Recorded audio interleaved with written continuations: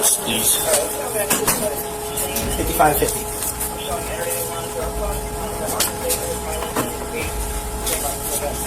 Hey! Hey! No! No! No! No! Get back! Get back! What started as a simple shoplifting detention inside a Walmart suddenly turned into a life-or-death struggle when a suspect allegedly pulled a loaded handgun and tried to kill a police officer.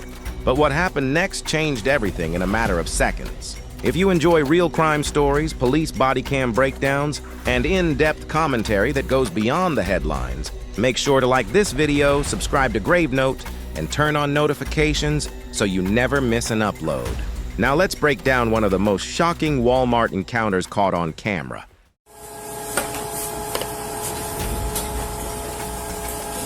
I told her not to steal, bro. You did it too, so we'll do it on her.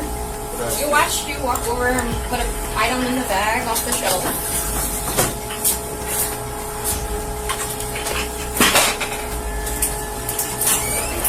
Please, neighbors, please. 5550.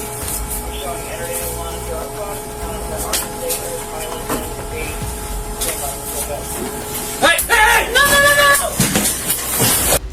Get back! Get back!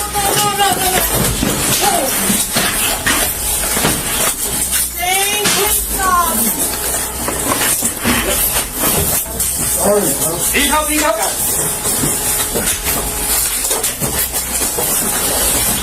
Give us your hands. Now.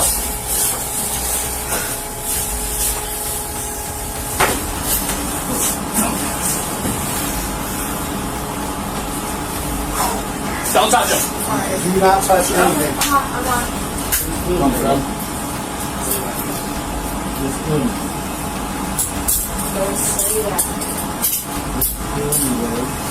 December 18th, 2025. Inside a Walmart in Canton, Ohio, store employees believed they had stopped what appeared to be a routine shoplifting incident. Two suspects had allegedly been caught stealing merchandise and were escorted to the store's loss prevention office to wait for police. At this point, nothing seemed particularly unusual. No screaming, no fighting, no signs that violence was about to erupt. A Canton police officer arrived and began what officers across America do thousands of times every day. Identify the suspects, gather information, and make sure nobody was carrying a weapon. From all appearances, this should have been a straightforward case. But as we've seen time and time again on this channel, some of the most dangerous situations begin looking completely ordinary. According to investigators, several minutes into the detention, 21-year-old Shane C.L. Newman suddenly reached into his clothing while seated inside the office. What happened next stunned everyone in the room. Newman allegedly produced a handgun and pointed it directly at the officer. Then, according to police, he attempted to fire. Think about that for a moment. An officer responding to what was essentially a retail theft call suddenly found himself staring down the barrel of a gun. In an instant, the encounter transformed from a property crime investigation into an attempted murder investigation. Fortunately, something critical happened. The firearm did not discharge. Whether it malfunctioned, jammed, or failed for another reason, investigators say the gun never fired, and that single mechanical failure may have saved a life. The moment the weapon failed, both the police officer and a Walmart loss prevention employee reacted immediately. Instead of freezing, running, or hesitating, they rushed Newman. A violent struggle broke out inside the cramped office as they fought to gain control of the firearm. This is where things could have gone catastrophically wrong. When firearms are involved in close-quarters struggles, the risk to everyone skyrockets. One accidental discharge could have killed an officer, an employee, a suspect, or even innocent people nearby. But somehow, despite the chaos, the officer and loss prevention employee managed to wrestle Newman to the ground. Within moments, he was placed in handcuffs. Most remarkably, nobody was injured. Not the officer, not the employee, not the suspects. Nobody. In my opinion, that's the most incredible part of this entire story. When you hear that someone allegedly pointed a loaded gun at a police officer and attempted to pull the trigger, you almost expect the story to end with someone being seriously hurt or killed. Instead, everyone walked away physically unharmed. Investigators later determined the firearm was loaded. Police also reported finding suspected narcotics following the arrest, and that's when the scope of the case expanded dramatically. What started as a suspected shoplifting incident was no longer about stolen merchandise. Now authorities were dealing with allegations involving a firearm, attempted murder, narcotics, and weapons violations. According to investigators, Newman was legally prohibited from possessing a firearm because of prior convictions. If proven in court, that detail could become a significant factor in the case. Police ultimately charged Newman with multiple felonies, including attempted murder. His alleged accomplice, 23-year-old Katerina D. Jeffrey, was also arrested.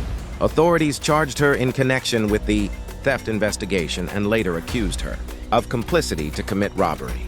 As the case moved into the court system, bond amounts reflected the seriousness of the allegations. At a December 19th arraignment, Canton Municipal Judge Mary A. Falvey set Newman's bond at $1 million. She also ordered that he have no contact with the victim and no contact with Walmart. Jeffrey's bond was set at $500,000, and she was likewise ordered to have no contact with Walmart. Looking at this case as a commentator, there's an important lesson here. Retail theft incidents are often dismissed as minor crimes. People hear the word shoplifting and assume it's a low-risk event, but law enforcement officers never know what they're walking into. What begins as a simple theft investigation can instantly become a deadly encounter if a suspect decides they are unwilling to face the consequences of their actions. I also think the Walmart loss prevention employee deserves recognition here. Many people focus solely on the officer's actions, but according to investigators, that employee immediately joined the effort to stop an armed suspect. That kind of response requires tremendous courage. At the same time, it's important to remember that these are allegations and that every defendant is presumed innocent until proven guilty in court. The criminal justice process exists for a reason, and the evidence will ultimately determine what happened and what charges can be sustained. Still, based on the allegations presented by investigators, this appears to be one of those moments where a split second changed everything. If that firearm had functioned as intended, this story could have ended very differently. Instead of discussing felony charges and courtroom proceedings, we might be talking about a police funeral, grieving families and lives permanently destroyed. What do you think? Did the officer and Walmart employee prevent a tragedy? Or do you see something in this case that deserves a closer look? Let me know your thoughts in the comments below. If you enjoyed this breakdown, don't forget to like the video, subscribe to Grave Note, and hit the notification bell so you never miss our latest true crime and police body cam coverage. Thanks for watching, and we'll see you in the next one. Description: a routine shoplifting detention inside a Walmart in Canton, Ohio, turned into a terrifying confrontation when a suspect allegedly pulled a loaded handgun and attempted to fire at a police officer. In this Grave Note breakdown, we examine the events that unfolded inside the Walmart Loss Prevention Office, the struggle that followed, the criminal charges filed, and the courtroom developments that came afterward.